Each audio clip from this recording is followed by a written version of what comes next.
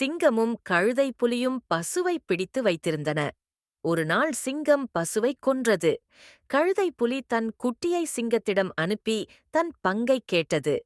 கழுதை புலியின் பங்காக பசுவின் குடலை மட்டும் கொடுத்து அனுப்பியது சிங்கம்.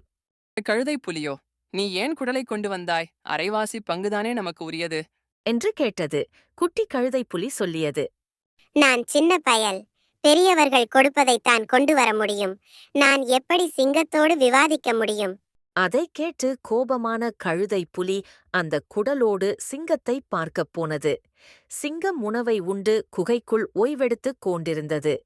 கழுதை புலி வந்ததைக் கண்டு கண்களை அச்சமூட்டும் வகையில் வைத்திருந்தது.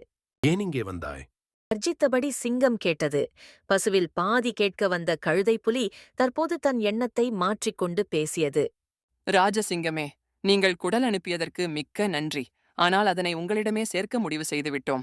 குடலை சிங்கத்திடம் கொடுத்துவிட்டு திரும்பிய கழுதை புலியிடம் குட்டி கேட்டது. பசுவில் பாதி கேட்கப் போன நீங்கள் குடலையும் கொடுத்துவிட்டு வருகிறீர்களே. மகனே, சிங்கம் மிகக் கொடூரமாக இருந்தது. அதைக் கண்டு நடுங்கிவிட்டேன். எனவே எனது பங்கையும் கொடுத்துவிட்டு பாராட்டிவிட்டு வந்தேன்.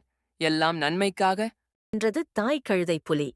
நம்மை விட வலிமையானவர்களை கோபப்படுத்துவதை விட அவர்களை சாந்தப்படுத்துவதே பாதுகாப்பானது.